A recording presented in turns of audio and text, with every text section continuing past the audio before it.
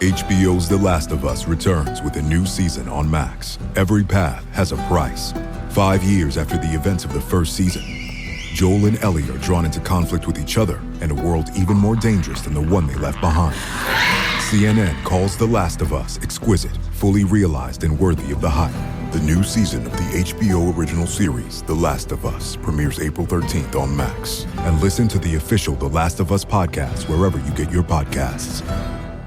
The last thing you want to hear when you need your auto insurance most is a robot with countless irrelevant menu options. Which is why with USAA Auto Insurance, you'll get great service that is easy and reliable, all at the touch of a button. Get a quote today.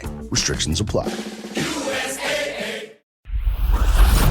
And now, a special edition of the Toddcast podcast. Powered by Citywide Mortgage Services, providing complete financing and mortgage services for residential and small commercial businesses. Visit them at citywidemortgage.ca. Now, here's your host, Todd Hancock. And this week, you'll go back over the years and hear 9 guests and highlights from their visits in sports, strength, precision, legacy. This week, one of our guests built their name by pushing limits, leading by example in the fitness world. Another has ice in his veins, stepping up when the pressure is on. Another, a warrior, a champion many times over. In entertainment, one guest knows the industry grind, red carpets and film sets. Another has built an empire in the digital world, and the other is a master on the mic, just an incredible storyteller. And you'll hear from this week's musical guests in just a minute. One guest went from rock to country, never missed a beat. Another holds down the low end for some of the biggest names in rock. And the other is a guitar virtuoso. Straight up, he's a legend. My name is Todd Hancock, yet another Toddcast. I've told you before, we're roughly 300 podcasts further than we ever thought we would get to with this podcast, created back in 2014. The goal was simply to transition between radio jobs, or at least that's what I thought.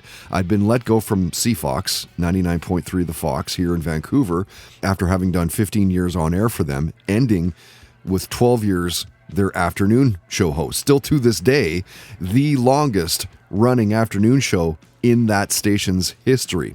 Anyway, I'm able to continue banging out these podcasts for you because of our awesome sponsors, like our title sponsor, Citywide Mortgage Services, have known one of the owners, Dara, for years. Just simply one of the best at what he does in the city.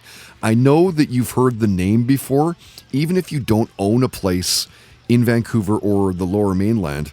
Citywide Mortgage Services are known for their expertise, reliability, their personalized service.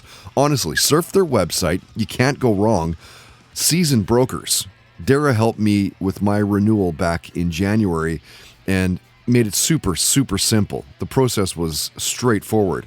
They have access to multiple lenders. They're pro at what they do. Use my circle to better yours. Again, talk to my good friend Dara at citywidemortgage.ca.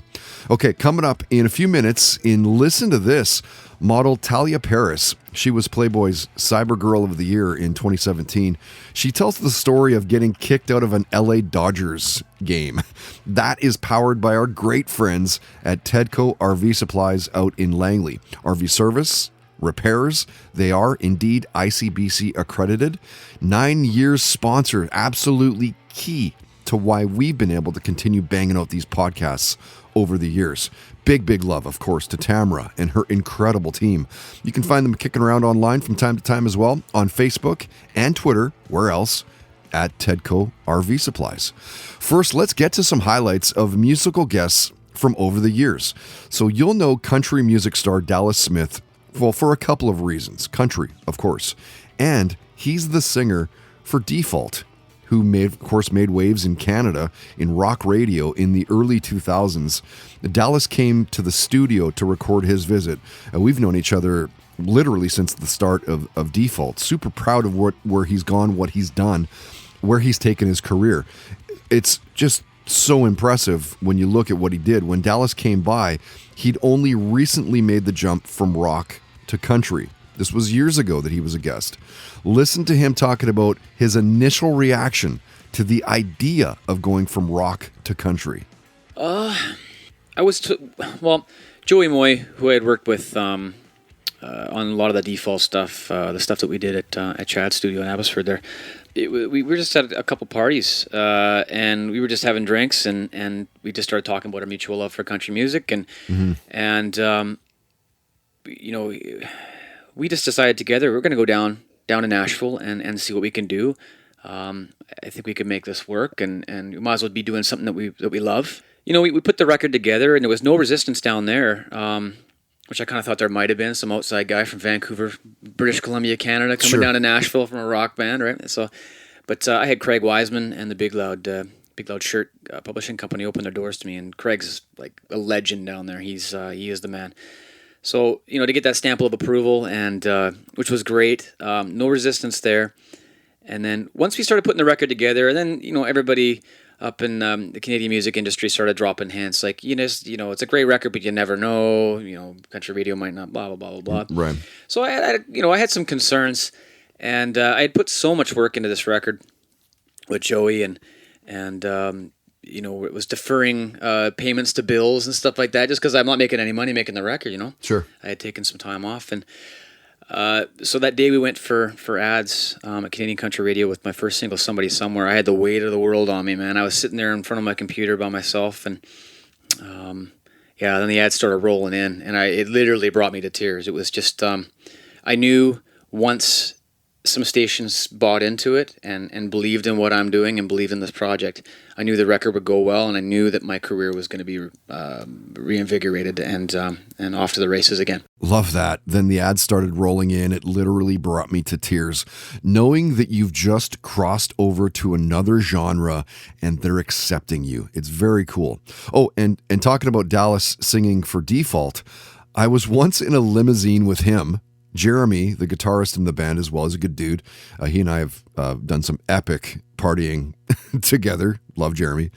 And Chad from Nickelback was there as well. And both Wasting My Time, Default song, and How You Remind Me, Nickelback's big song, were out at the time as singles on the radio station that I worked at, right, at the time. And we were all so drunk in the limousine that Chad starts singing along to How You Remind Me when it was played on the Fox. We all kind of just laughed and, had a few more drinks, hit the strip club or whatever it was.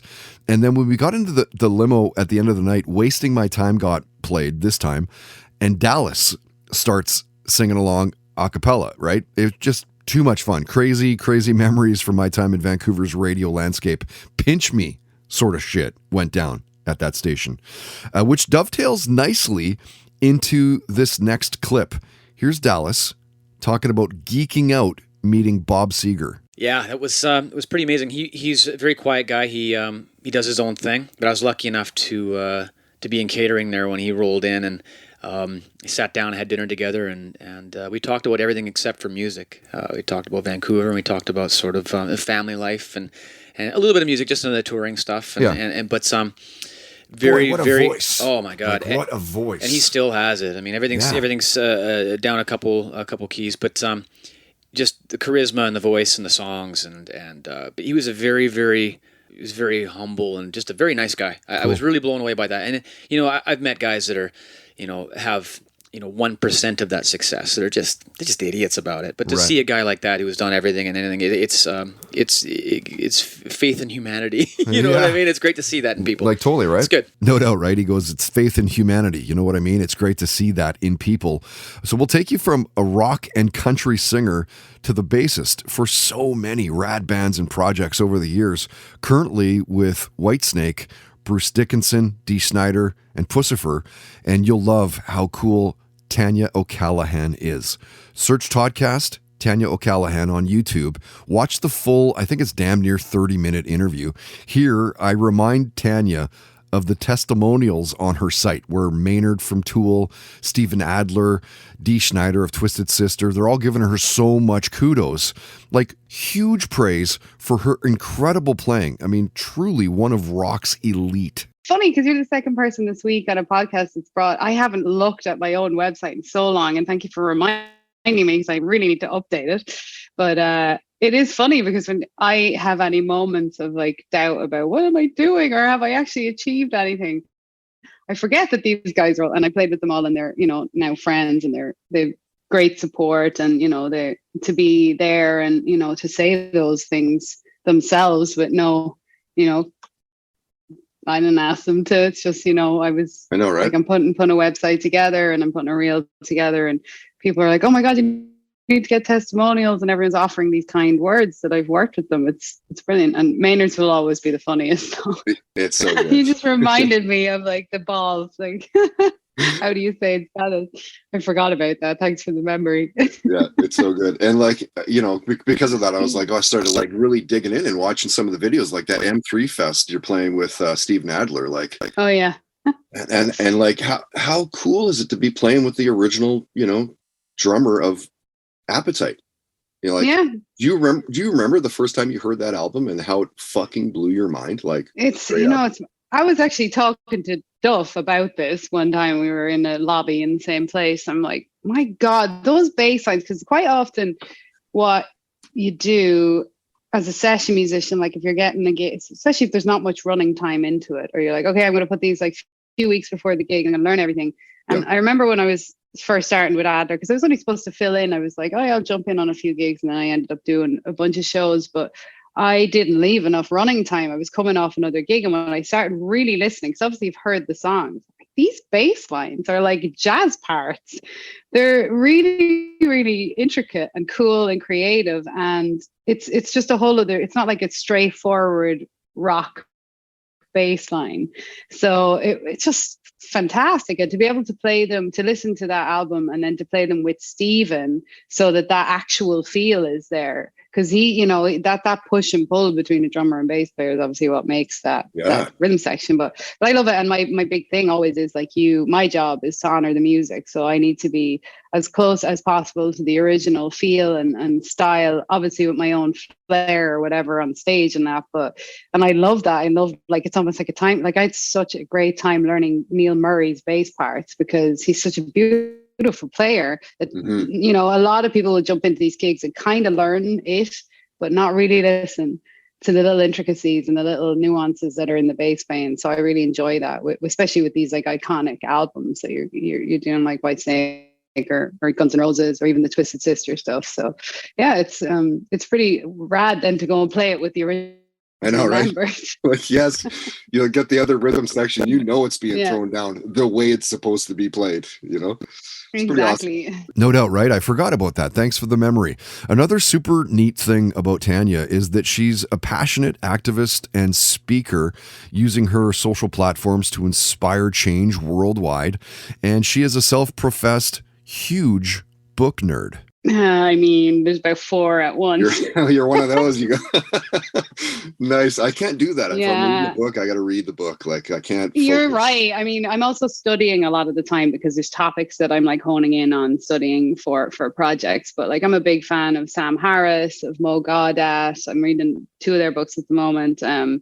However Long the Night, which is an incredible book I'm just finishing now. I mean, Yuval Noah Harari. It's usually like psychology, theology, like a lot of that, because you can implement a lot of this learning into the projects, and like people that I'm working with, and culture stuff, and obviously the plant-based world, and a lot of food science books. So I'm just a fucking dork. I'm not cool at all. Like, people think I'm out partying. You're outing yourself right now, right? Like, I'm probably studying food science. I'm a total dork. So I could be. We were just joking with my friend that I'm working with this week. We were exchanging our Audible lists to see like who was the bigger nerd.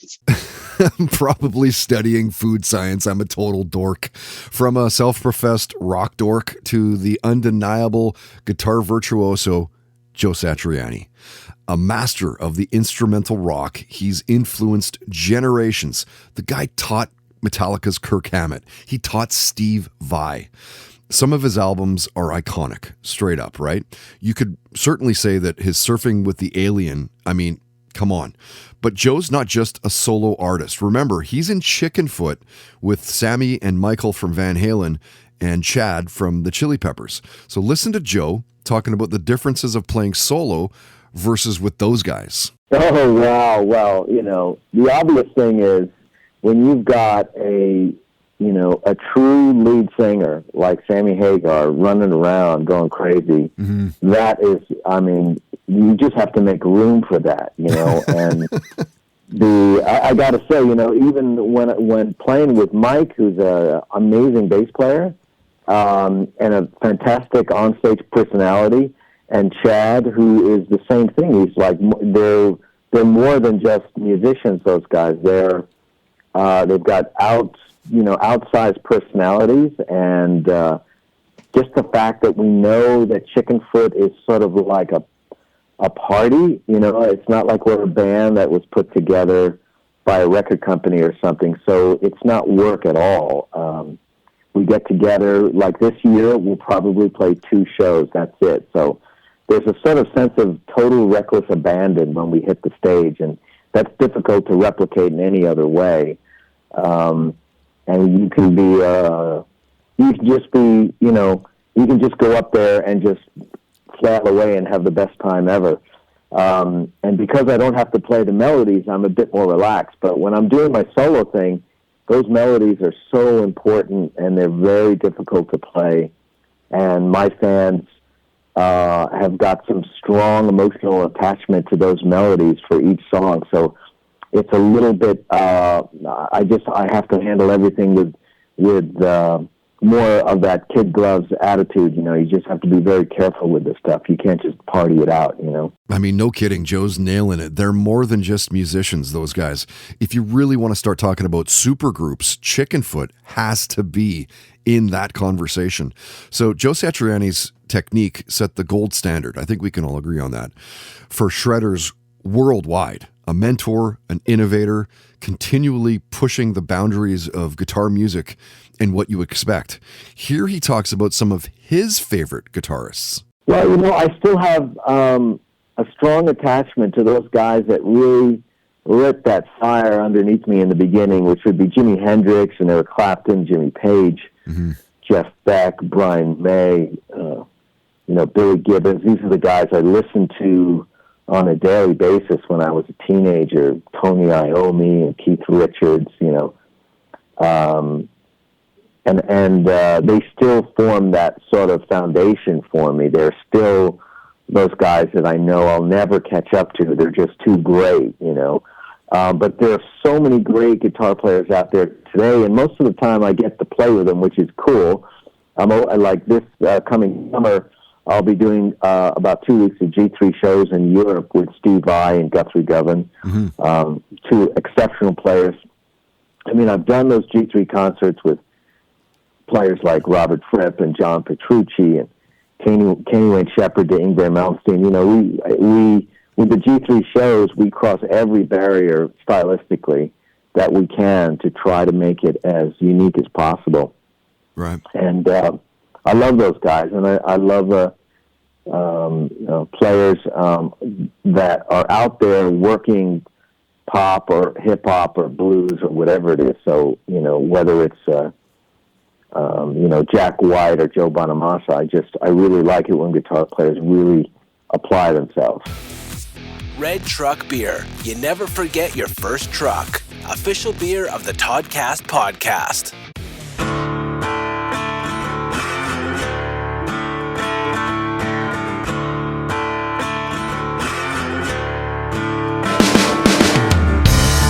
Thunder's cold, moon so old, this worn-out road so decomposed. The dirt on my hands won't satisfy.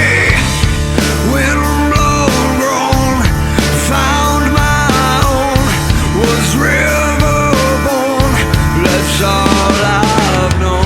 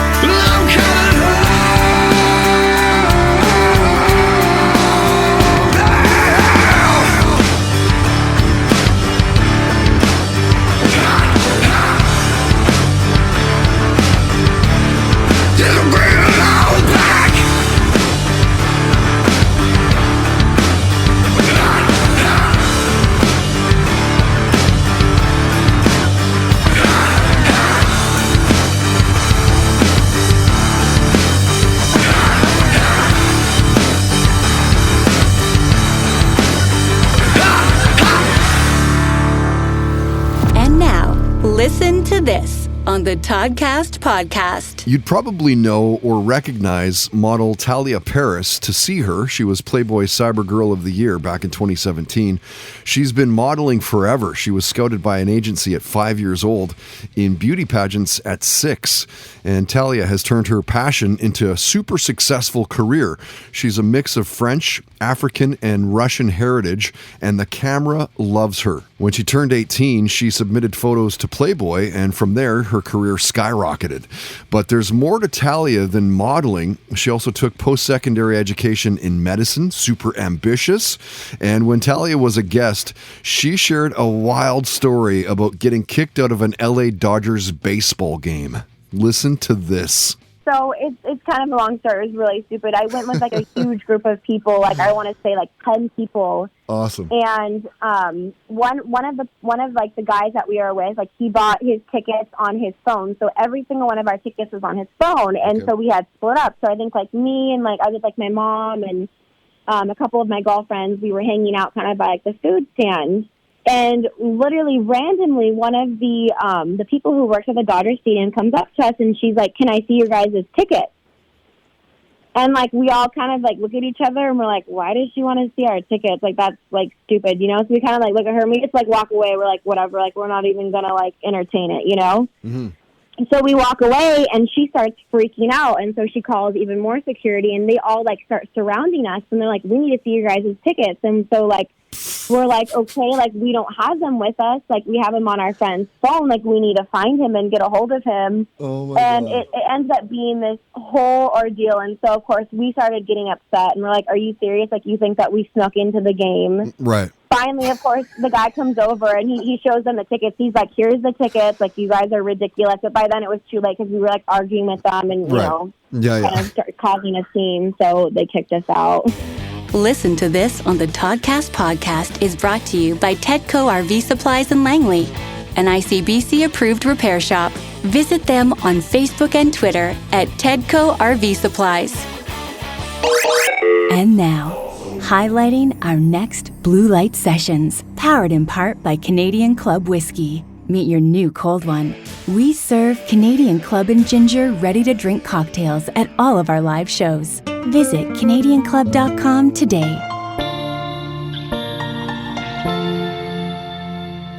You're so high, could fall forever, but I'll fly away with you. You're so caught in the stormy weather, but we'll be sailing soon. Yeah, I know, I feel it too. Yeah, I know, I feel it too. You're so sad I could cry a river that's floating to the blue. You're so mad I could catch on fire, but I will burn you. Yeah, I know, I feel it too. Yeah, I know, I feel it too. So hang in there, baby, just wait. Don't let go, don't you know?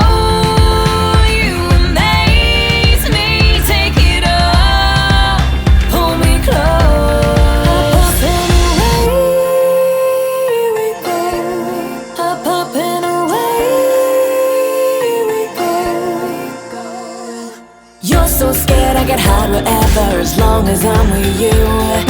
You're so deep I can feel the pressure, but our diamond's coming soon. Yeah, I know, I feel it too. Yeah, I know, I feel it too. So hang in there, baby, just wait. Don't let go, don't you know?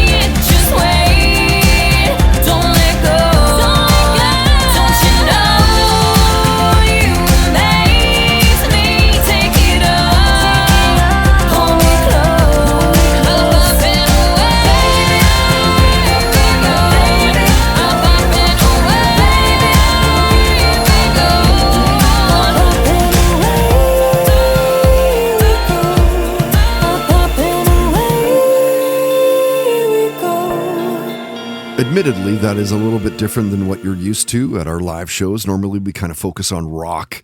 But this time around, this next live show, so that's a new song for Josephine. It's called Up and Away, and she's headlining our next live show. So it's at the end of the month, 10 days from now, on Friday, April 25th. Once again, at the Blue Light Studio in beautiful East Vancouver. It's our 37th Blue Light sessions there. Claire Twitty will open up the night, another fantastic artist. We'll play her in just a little bit as well. You get both sets. They're 45 minutes each. I will interview for the first maybe 15, 20 minutes while they play. You can ask questions of the bands as well. Super, super intimate nights. They're very interactive, or at least we try to make them interactive. And it's only $20 right now at eventbrite.ca, eventbrite, eventbrite.ca. $25 if you gamble and wait for the door. I say gamble because we only print 60 tickets. So once 60's done, that's it. I honestly don't know where we are. We're getting up there though. So grab a ticket rather than, and save money too. Don't gamble and wait for the door. Show starts at 8-ish. The doors are at 7 o'clock, by the way. So played you Southern Death Threat, and that was their song called Rusty. And that was featured, if you're like, why do I recognize that one specifically? It was featured in a Steven Seagal movie, and they're headlining next month's Blue Light sessions. The original lineup, might I add, because of course they've had a couple of different singers over the years, but the original lineup is getting together. One dude's coming up from California, I think. The other from the Okanagan and coming back down to Vancouver to play. Fear the Possessed, Lonely Funeral as well, and I'm hearing that Noise Therapy are also going to be playing like 2-3 songs or whatever. I think there's like 6 or 8 tickets left. So if you want to make sure you get into this show on May 23, Southern Death Threat, the original lineup, grab a ticket now. Don't be disappointed. Okay, so coming up shortly in Stop Me If You've Heard This Before, author and blogger Abby Simpson shares her first concert story. It is super, super cool. You're going to love this story. It's powered by our good friends at Home Dwell, at the Home Dwell Group, longtime friends of the podcast. I've known one of them, the partner, since literally grade 6. If you're buying a home or you're selling your house, contact my great friend Kyle today at homedwell.ca. Kyle at homedwell.ca. He'll help out. He'll make it straightforward. He'll make it simple, as it should be. First, back to more guest highlights in this Over the Years podcast and some sporting guest visits, all of whom are powered by Sacred Meds, Canada's best online dispensary for cannabis, psilocybin, psychedelics. Shop now through sacredmeds.co, sacredmeds.co. Of course, you'll find weed and mushrooms, but edibles, vapes, DMT, shatter, oils, dabs, CBD, there's bath bombs, and more. I mean, literally, I'm scratching the surface at this point. So sacredmeds.co.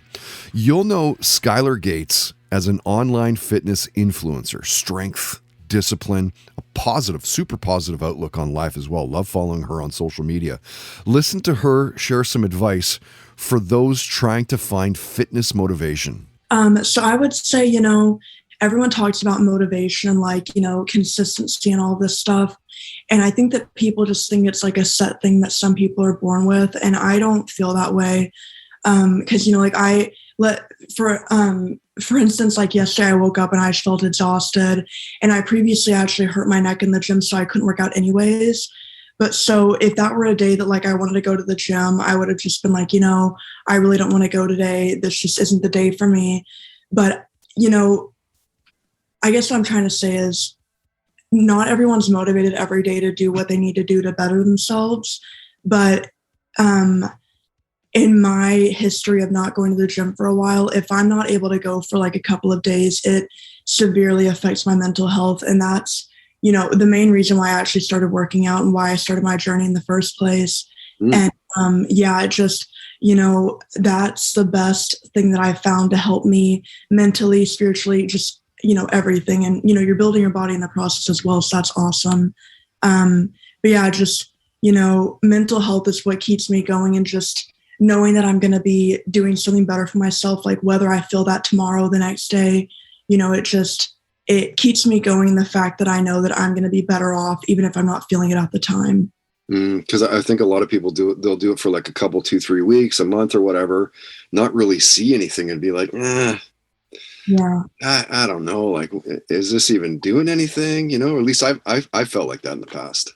Yeah, absolutely. And I feel like I feel like that's like a rite of passage because I definitely have as well. And I think that, you find what works best for you. You find a good routine for yourself. And, once you get in it for like at least like 2-3 months and you have that habit set, and then you're fine. But, like, let's say like you get sick and something happens and you can't work out for a while, then you're kind of back at square one. So yeah, it's just all about finding like the motivation within yourself and like why you're doing it for yourself, not for, just like looks and like vanity and stuff, even though that's nice. Some nice offshoots. Yeah, no, I'm fine with that. But yeah, no, it just, it takes, within yourself to really keep it going. Wow, right. She goes, if I'm not able to go every couple of days, it severely affects my mental health. Beyond fitness, Skylar is a model and a mental health advocate. I'm not surprised to hear her say that not exercising affects her mental health. But check out her Instagram page. You'll see that she's keen to boost your fitness game. She leads by example, talking about meal preparations and what she typically eats. I am literally the worst person to do meal prep. I can't do it. Like just thinking about, putting a Sunday towards making food the whole day, that sounds awful. I know, right? Yeah, so I just can't do that. And too, like, I'm the kind of person, like, if I continuously eat something for a week, I just get exhausted of it and I get really bored. And I just can't do that. So I go day by day. It's kind of like what I'm feeling. Like today, I woke up, I had like 3 eggs, I had a piece of toast, and I had sausage, which, it's great. You're getting carbs, proteins. And I had an avocado, so you're getting healthy fats as well. It was a pretty big breakfast, so I was really hungry this morning. And then, for lunch, I had salmon with brown rice, and then I had green beans as well. So it just kind of, like some days like I'll have chicken breast, some days I'll have beef. Like it just kind of depends on like what I'm craving. And I found that, some people find it better to track their calories, but I found in my case alone, like I'm not going to ever tell someone to do this, but I found that, eating whatever I feel like I need to put in my body to fuel me has helped me the best. And, that comes with like a, quite a while of like understanding like what you're eating, like how it affects like the way that you look, the way that you feel. So that kind of comes with like practice, I guess you could say. But yeah, I don't necessarily plan out my food for the week. I just kind of do it as is. And how much are you watching specifically what you're eating? So that's a hard question for me because I've naturally been a very skinny person. And probably like 4 or 5 years ago, I actually used to model and I was very, very thin. And, I just didn't feel like very confident in myself. I didn't feel very confident in my body. And, keeping on muscle and just keeping on like good fat has always been like really difficult for me, or I should say body mass. But so that's why I'm able to get away with what I'm able to do because I've always had a fast metabolism. And I know that people don't want to hear this, but it's just true. Well, just wait till you're 40 and then talk to me then. Then we'll know. But yeah, so right now, like I'm just, I'm just trying to keep on the weight that I've gotten to now. Yeah. Because it's very hard for me to keep it on. It's easier for me to lose the weight. So it's more just, eating as much as I can to, keep all this on. So yeah, don't I wish. I don't necessarily plan out my food for the week. I just kind of do it as is. Yeah, if I did that, I would be huge. We'll go from a fitness coach to the kicker for your BC Lions, Sean Whyte, talking about consistency and clutch performances on the field.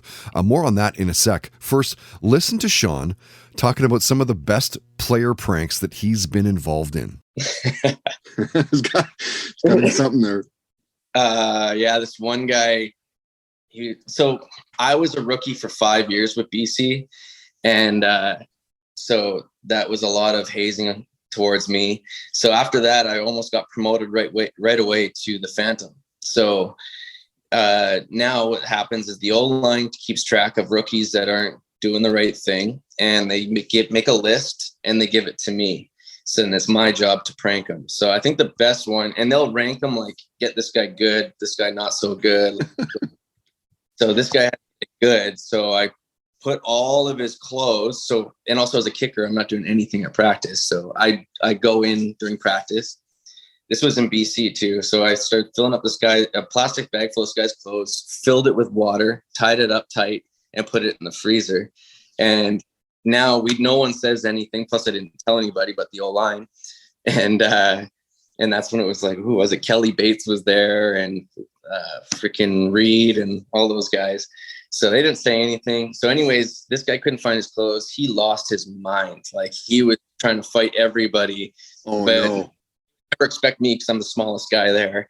And he left it. He couldn't find it for a week. And then one day he went to go get ice to ice something.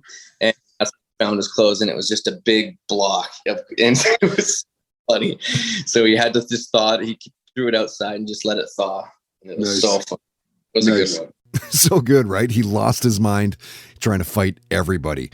Sean's played in the CFL for well over a decade, signing with the BC Lions as a territorial exemption in 2007, played his first pro game in 2009, played with the Alouettes, the Eskimos before they made their name change to the Elks, of course back to the BC Lions since 2022.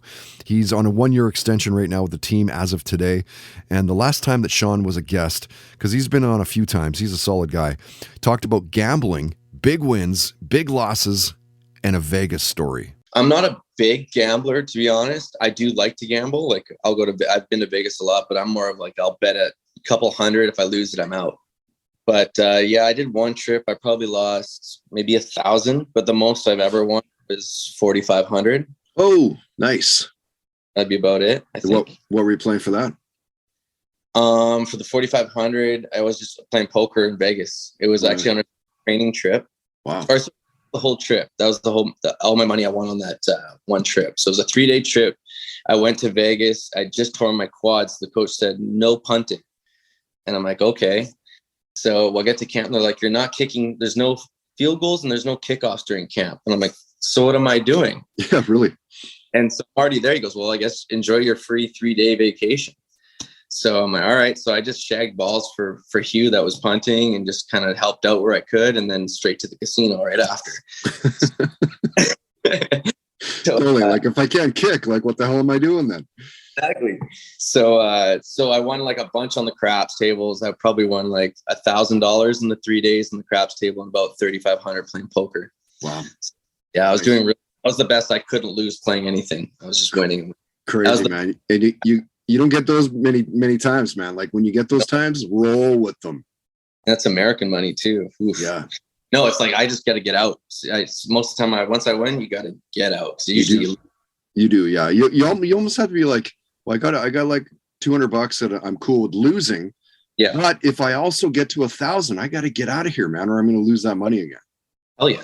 Totally. I couldn't lose playing anything. I just kept winning. If you're into craps, you know exactly what Sean's talking about there. Like, once you get on that hot streak, you just got to keep going. And we'll go from a CFL kicker to a 10-time Muay Thai champ, John Wayne Parr. John's a legend. I think we can agree here. An Australian fighter, widely recognized as one of the best in the sport's history. He fought over 3 decades. No question. A true icon of combat sports. And here he talks about what he remembers about his first pro fight. Yeah, I was so afraid. Yeah, I remember I never seen my opponent until I was on the ring. I was 14 years old.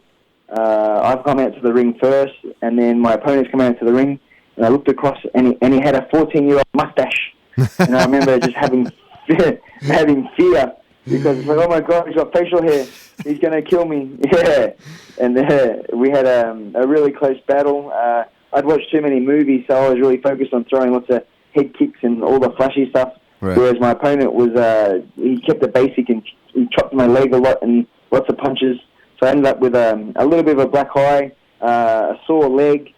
It was very close. And we fought on the Thursday, so I had to go to school on the Friday. And because I had a black eye, everyone kept coming up and saying, hey, what happened to your face? Mm-hmm. Oh, I got into a kickboxing fight last night.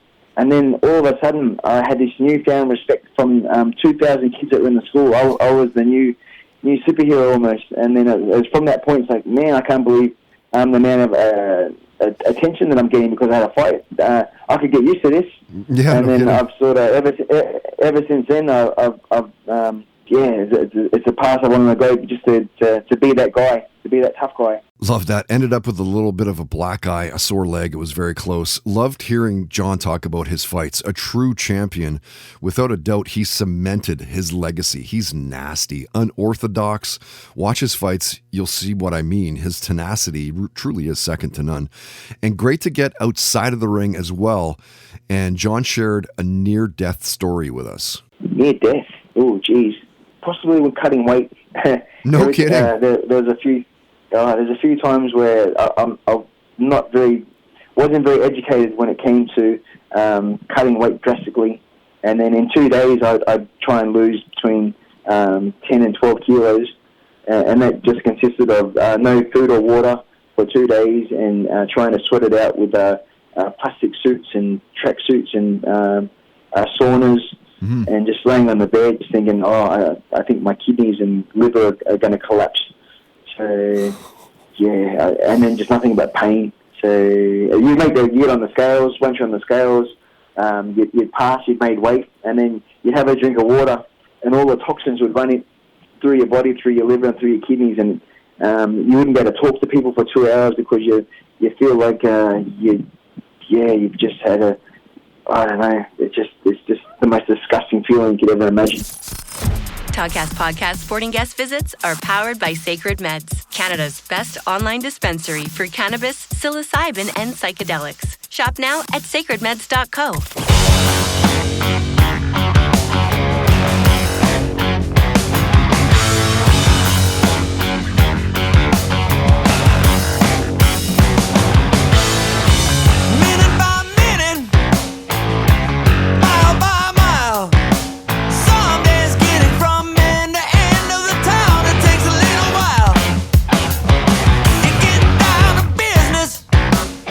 Before the deal is done, no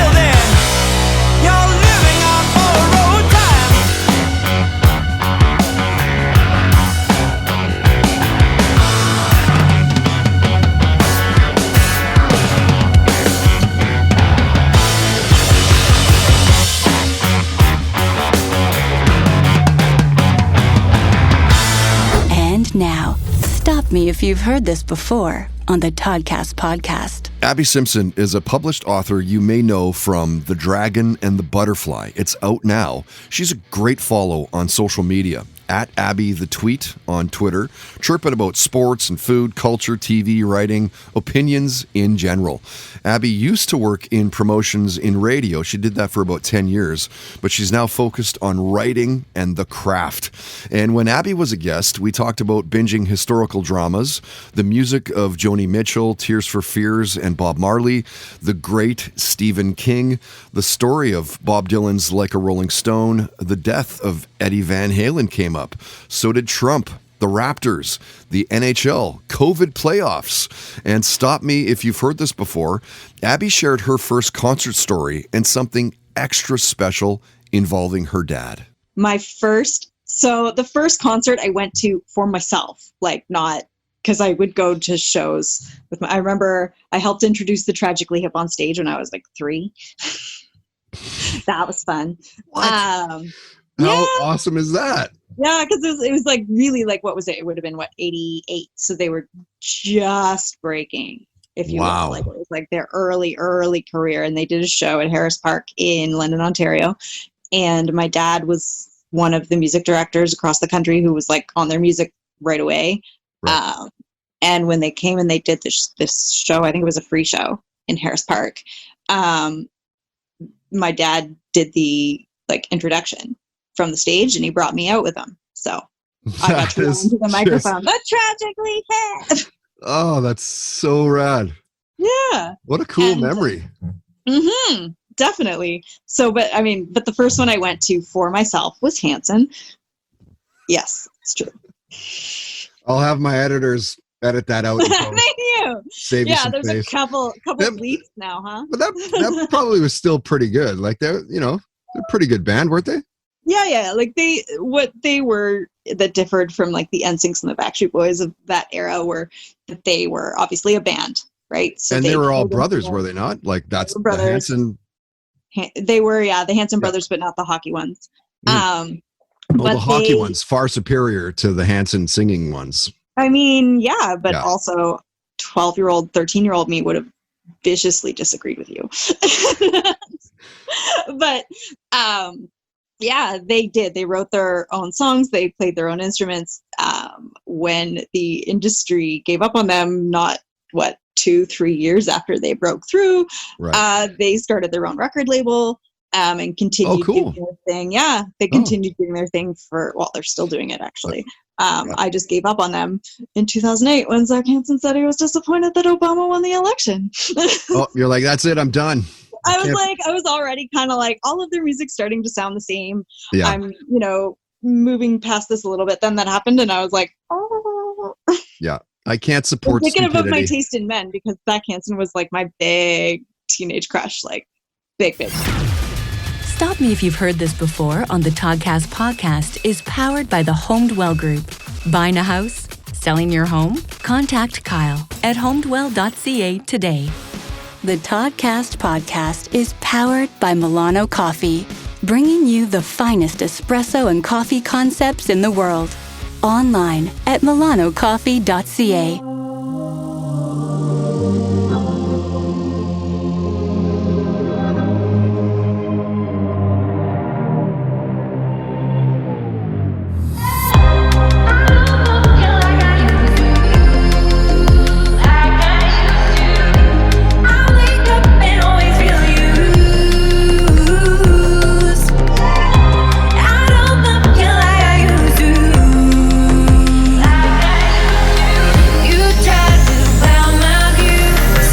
My memories, but you are not the enemy.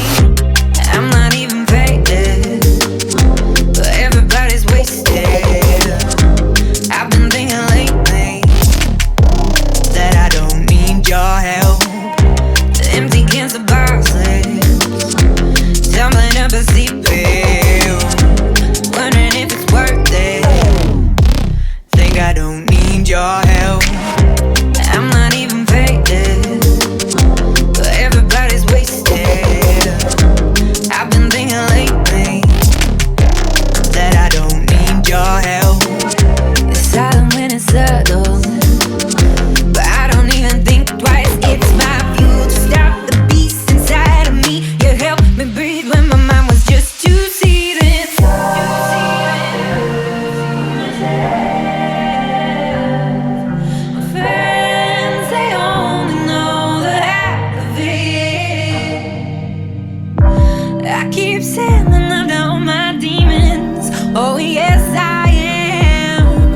I keep sending love to all my demons, my demons.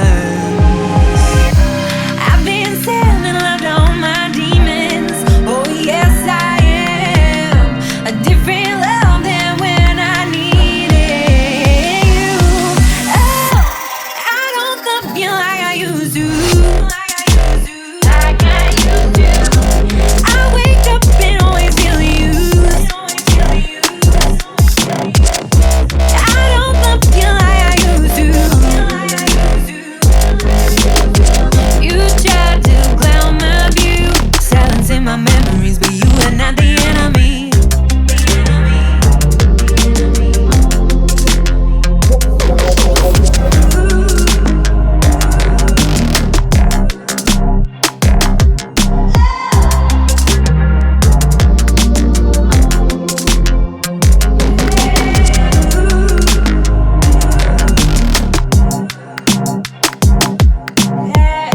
Cool, right? Bit of a different vibe with the next Toddcast Blue Light Sessions. Her name is Claire Twitty, and that's a new song for her, new for the podcast. It's called Enemy, and Claire is opening up the night at our next live show, as mentioned at the end of the month, the last Friday of this month, April 25th at the Blue Light Studio. Just $20, 20 bones through eventbrite.ca. It's going to be one hell of a night. These girls have been pushing it hard on social media. They are pumped. I am pumped, and hopefully you can make it out. You heard Brass Camel, and that's their new song. It's called Borrowed Time, and their big album release is this Saturday at the Wise Hall in East Vancouver. Blico's Nuclear Disco will open up the night. If you're going to that one, perhaps I'll see you there. It's just a hop, skip, and a jump from our studio, so it's definitely worth checking out. It's going to be a great show. Brass Camel has played for us live in the past. Just an absolutely stellar live band. So if you're going, expect to be blown away. Okay, so let's get to our final guests of this episode 361. This week's entertainment guests are powered by our good friends at Thrive Management. They're an event staffing agency here in Canada, and Sasha runs it like a freaking top. Models, brand ambassadors, operations, sales, TV, film, trade shows, whatever you need, your event needs to get to that next level and to the next Sasha and her team will do that for you. They work in major cities across the country. It's not just here in Vancouver, literally across our fair nation. Find out how they can help your next event and make it bigger, make it better through thrivemanagement.ca. So you'll know Theresa Longo for a multitude of reasons. A writer, an actress, model, fitness expert, crypto trader, Miss Italia North America 2011. Oh, yeah, time flies. Yeah. It was awesome. I had lost my passport in the U.S., and I just made it back to Canada in time for the pageant. I barely made it to the pageant. And I didn't speak Spanish at the time.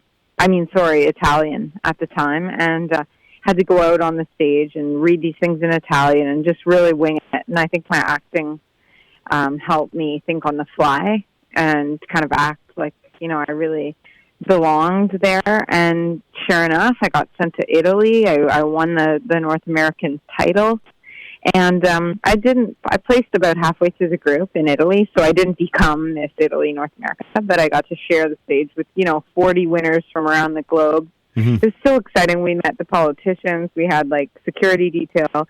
We actually couldn't even leave outside of the pageant because there was so much security issues, around, I don't know, they have mafia, and they have the threat that we could be kidnapped or things like that.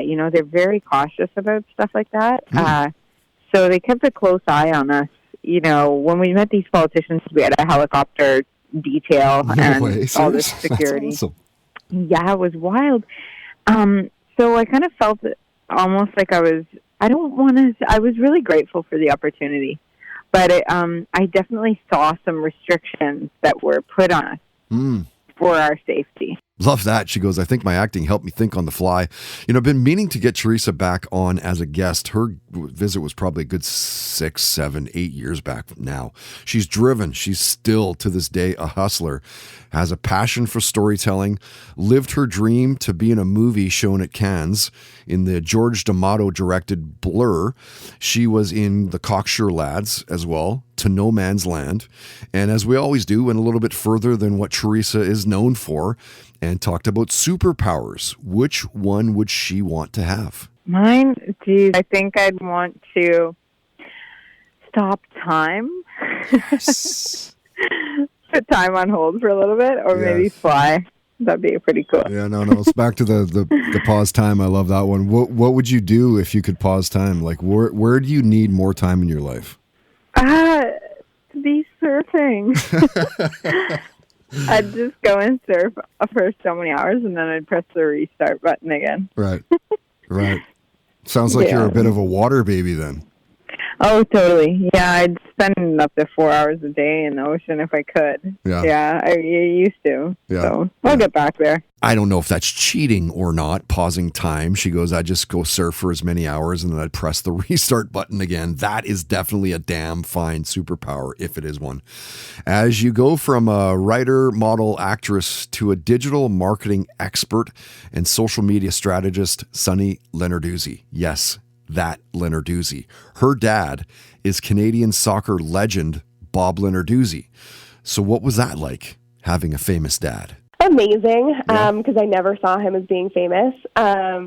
He's the most down-to-earth, humble, wonderful man, and I know I'm biased because he's my dad, but he really is. And I don't know anybody in my life, I've never met anyone, and I've met some pretty incredible people who works harder or is more dedicated to a cause. He is still to this day so passionate about soccer in this country and growing it and getting kids involved and showing them that it's possible to be a kid in Canada and play soccer and become a professional. And what he's done is 1 in a million, and he honestly is my biggest inspiration because he kind of beat all the odds to create a career for 40 years in soccer in Canada. And if he can do that, then I can do anything that I want to do. No, he's the most down-to-earth, humble, wonderful man. Isn't that the sweetest thing? Sunny is well-known, a local digital marketer, as mentioned, works with businesses to get a better foothold on social media, and she is absolutely crushing it, has been for years. She's a proven performer and can help your business grow online to get influence. But how about helping your content go viral? When I used to have an agency and I would do work for other companies and brands, I would be asked all the time to make things go viral. And I've worked on viral campaigns, and there is a formula to it, but it's a bit of a magic formula because it comes down to timing and having a really good, catchy piece of content. And there's so many elements that go into that. Mm-hmm. So I've had videos that I've done for companies where you get 40,000 views in a day, but that's not long-term success. So what I always tell people is when you're looking to go viral, really what you want to do is, it's an acronym for me. So the V is for value. So add value to your ideal target audience so that the views you're getting aren't just completely random, but they're actually targeted in people who potentially want to buy from you. And then you want to make it inspiring, so inspire action of some sort. Make it relevant, again, to your target audience. Make it authentic to your brand, so it looks authentic across all platforms and matches your branding and your colors and makes you familiar with your audience. And then you leverage it, so leverage whatever that piece of content is, whether it's a blog post or a YouTube video, for your business. Ain't that the truth? It's a bit of a magic formula because it comes down to timing. I'm honestly shocked at some of the stuff that takes off on our social media platforms, mostly Facebook and Instagram, because Twitter sucks. We'll take you from a digital marketer to a funny Canadian comedian, Gerry Dee. Of course, you'll know Gerry for many reasons as well. His stand-up comedy, he's a super, super funny guy, placed 3rd on the 5th season of Last Comic Standing. He is the host of Family Feud Canada. His sitcom, Mr. D, he wrote and starred in that. Super funny. And something that he expected to be successful? Well, I kind of have two answers to that. Yes, from day one I did. I didn't do this to not have it successful. And, but then as I got through season 1 and 2, I realized, wow, this is hard. It's hard to stay afloat. It's hard to get an audience. Oh, I hear that. It's hard to stay afloat. It's hard to get an audience. Building an audience is one of the hardest things to do. It's tough. This podcast is a testament to that. It's just been a steady incline since we launched. Nothing staggering. Like, I'm never blown away by the numbers. I'm never truly disappointed either, which is a good thing, I guess. It makes sense, right? People are there. There's no question. You're there. But to cut through the noise and to get people to subscribe or come back daily, share stuff, engage with posts, building the audience is simply hard work. And Gerry knows all about that. Love his humor. He's super witty, sharp. He's established himself as someone that's easy to love. As a Canadian, he's super relatable with his points. His observational humor is spot on. But we won't hold it against him who his favorite hockey team is, right? Not a good time to ask that. The Leafs. Yeah, I grew up watching, and it's real hard right now to watch the Leafs and what they're not doing. But yeah, it's hard to just switch teams in your adulthood. So I never would, and it's just been a real frustrating 47 years. I don't know what it is anymore. Who's counting, Gerry? Exactly. Toddcast Podcast Entertainment guest visits are powered by Thrive Management, an event staffing agency that provides staffing services across Calgary, Edmonton, Toronto, Ottawa, and all of BC. Find out more at thrivemanagement.ca.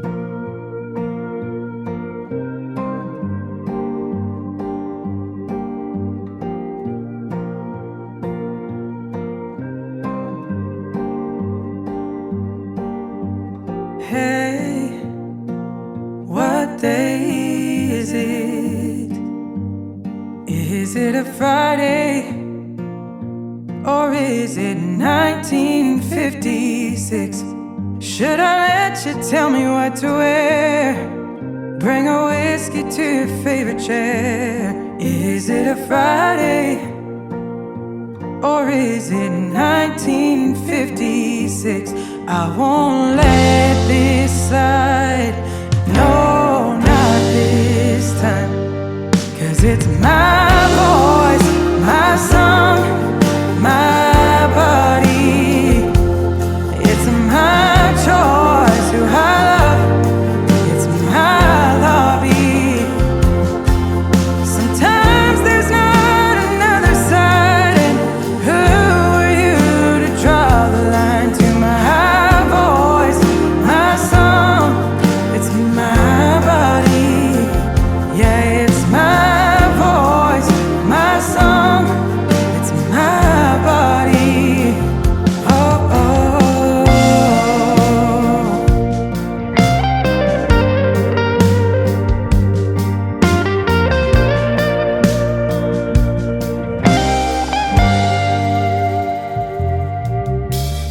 What would your daughter say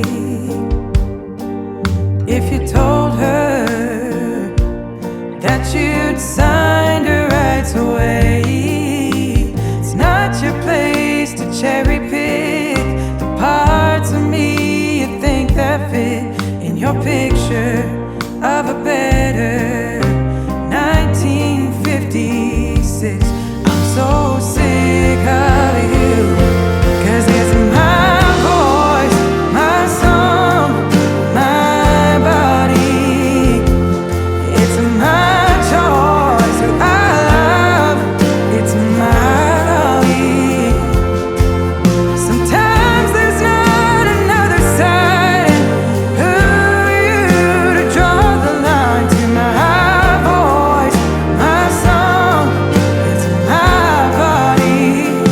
Yeah, it's my voice, my song, my body. Oh, my body. Hey, it's my voice. Oh, 'cause it's my voice, my song, my body. It's my choice who I love. It's my lobby. Sometimes there's not another side, and who are you to draw the line to my voice, my song? It's my body. That has to be one of the biggest indie songs in Vancouver's music scene of last year. Her name is Kara Bateman. Love that one. It's called 1956. And I wonder if you'll see that one at her next live show. Unfortunately, it's the same night that we're doing the podcast show with Josephine and Claire Twitty on Friday, April 25th at Green Auto. Actually, it's just literally across the street from where we're doing our show at the Blue Light Studio. Kara said that she'll be on between like 10 and 11-ish. So you could potentially do both shows. My show will be done around 10:15 or so. Kara put me on the list just in case to come by afterwards. So maybe we can, just everybody crash from my show, crash over to the Green Auto. $20 at the door, by the way. That'd be fun, right? Love Kara. Have talked about her doing another show with us this summer. We haven't been able to announce it just yet because we want to make sure she gets people out to this show. And then once that show's done, then we'll announce. Okay, so looking forward to next week. You will hear 9 near-death stories from guests over the years. They're not on next week's podcast. So for now, check out Offspring bassist Todd Morse's story. There was a time when H2O, we let me try to think where this was. We had a show. We ended a tour in California, and we had a show in Pittsburgh, like 2 or 3. We had to drive all the way across the country to another show, like in 3 days or something. And I mean, this is kind of a long story. I don't want to go too long, but what happened was we were speeding and listening to music, and we didn't realize that a cop had been following us, his lights on for like a long time, and then it turned into 5 cops by the time we got pulled over. Wow. And then when they were telling us to get out of the van, but the speaker everything went wrong. The speaker was like, and so Rusty, our guitar player, got out of it. He's like, I can't hear you. And then it was guns drawn. We were in the middle of Wyoming. There was a couple of workers across the way that just ran. So it became no one anywhere. All of us on our knees, surrounded by cops with shotguns to our heads. Holy shit. And I think probably that was the one time I was like, anything could happen and no one's going to know about it right now. There's no one around. The only witnesses took off running. And that scared me because like maybe they were used to something happening. I don't know, Yeah. Wow. But it was all a misunderstanding. I don't know what it was, but that was probably the closest I came to thinking, oh, this is it, Holy hell, we're speeding and listening to music and then didn't realize a cop had followed us. His lights have been on for a long time, turned into 5 cops, guns drawn, nothing like a little near-death cop action. So next week, near-death stories from 9 past podcast guests. Of course, big thanks to this week's guests as well, spotlighting their visits years after the fact for some. Honored to get the caliber of guests that we do with this little podcast and never take any of this stuff for granted. Appreciate everybody coming on over the years. So let's put this one down. Episode 361 is now officially in the bag. Once again, my name is Todd Hancock. Thank you so much for listening, subscribing, telling your friends about us as well, following along on social media, chirping up from time to time. We are part of the Realm.fm network. Lots of fiction and nonfiction podcasts there. Really cool, in fact. We're on iTunes, Spotify, SoundCloud, Apple Podcasts, YouTube. Search us out. What else? Toddcast Podcast. A massive thanks to all of our outstanding sponsors. They are simply the reason that we're able to continue making these podcasts for you to keep hearing week after week. You can find links to all sponsor websites at toddhancock.ca. And as usual, if you would like to sponsor the podcast with your business, you can for as little as $10 a day. Contact info is at the homepage, and maybe we'll have a beer, have a coffee, and hang out for a bit and see what's up. If you help us find a sponsor, we will give you a commission. Granted, that hasn't happened in a while, but that is something that has happened in the past. Till next time, don't be an asshole. Nobody wants to be around that. Have fun, play hard, and most of all, believe in yourself. You've been listening to the Toddcast Podcast, powered by Citywide Mortgage Services, dedicated to helping you find the best mortgage rates. Available 7 days a week at citywidemortgage.ca. I'm Amy Nicholson, the film critic for the LA Times. And I'm Paul Scheer, an actor, writer, and director. You might know me from The League, Veep, or my non-eligible for Academy Award role in Twisters. We love movies, and we come at them from different perspectives. Yeah, like Amy thinks that, Joe Pesci was miscast in Goodfellas, and I don't. He's too old. Let's not forget that Paul thinks that Dune 2 is overrated. It is. Anyway, despite this, we come together to host Unspooled, a podcast where we talk about good movies, critical hits, fan favorites, must-sees, and in case you missed them. We're talking Parasite to Home Alone. From Grease to The Dark Knight. We've done deep dives on popcorn flicks. We've talked about why Independence Day deserves a second look. And we've talked about horror movies, some that you've never even heard of, like Ganja and Hess. So if you love movies like we do, come along on our cinematic adventure. Listen to Unspooled wherever you get your podcasts. And don't forget to hit the follow button.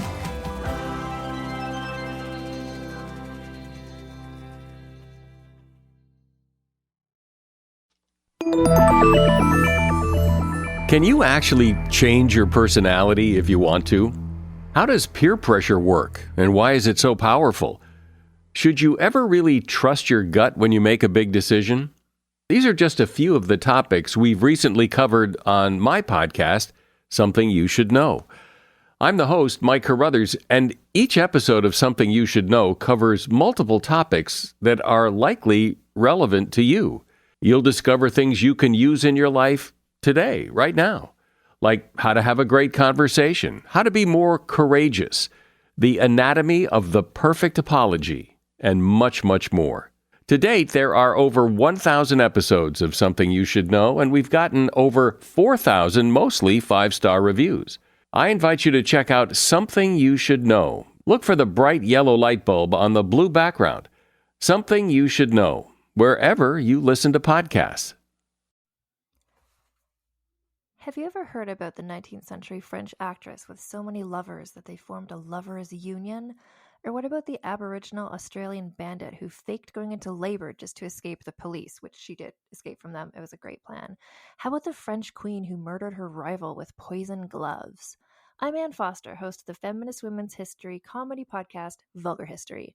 Every week I share the saga of a woman from history whose story you probably didn't already know, and you will never forget after you hear it. Sometimes we re-examine well-known people like Cleopatra or Pocahontas, sharing the truth behind their legends. Sometimes we look at the scandalous women you'll never find in a history textbook. Listen to Vulgar History wherever you get podcasts. And if you're curious, the people I was talking about before, the Australian woman is named Marianne Bugg, and the French actress was named Rochelle, no last name, just Rochelle. And the queen who poisoned her rival is Catherine de' Medici. I have episodes about all of them.